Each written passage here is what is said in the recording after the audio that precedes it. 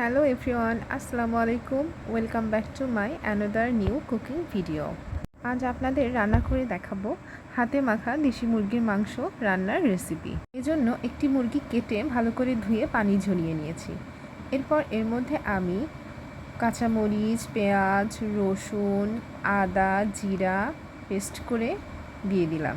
স্বাদমতো লবণ, 1 চামচ হলুদের গুঁড়ো, 1/2 চামচ মরিচের গুঁড়ো, 1/2 চামচ ধনিয়া গুঁড়ো, আস্ত জিরা আর অল্প সয়াবিন তেল দিয়ে আমি ভালো করে মুরগির মাংসটা ম্যারিনেট করে রাখবো।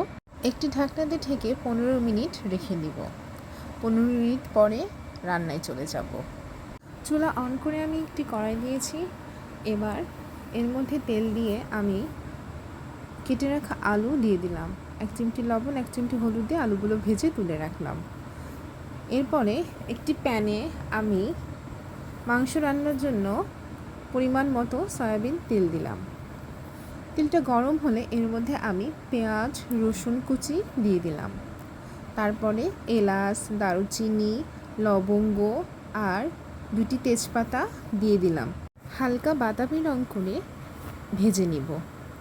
যখন হয়ে যাবে ভাজা, তখন এর মধ্যে ম্যারিনেট করে রাখা সেই মুরগির মাংস দিয়ে দিব।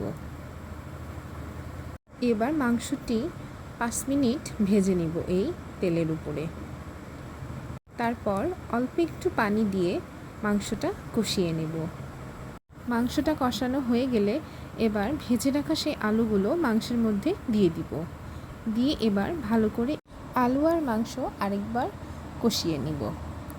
যখন মাংসটা কষানো পুরোপুরি হয়ে যাবে, তখন এর মধ্যে ঝোলের জন্য গরম পানি দিয়ে দিব। এবার 15 থেকে 20 মিনিট রান্না করলেই তৈরি হয়ে যাবে মুরগির মাংস। নামানোর ঠিক আগ মুহূর্তে আমি এর মধ্যে 1/2 চামচ গরম মশলা গুঁড়ো আর জিরা গুঁড়ো দিয়ে দিলাম। 1 মিনিট রান্নার পরে আমি এই মুরগির মাংসটি একটি পাত্রে নামিয়ে রাখলাম। খুব সহজেই তৈরি করা যায় এই মুরগির মাংস। আমি গরম ভাতের সাথে হাতে মাখা দেশি মুরগির মাংস দিয়ে ভাত খেলাম। আলহামদুলিল্লাহ, সবাই দেখলাম তৃপ্তি সহকারে ভাত খেলো এই মুরগির মাংস দিয়ে। Thanks watching for my video. By.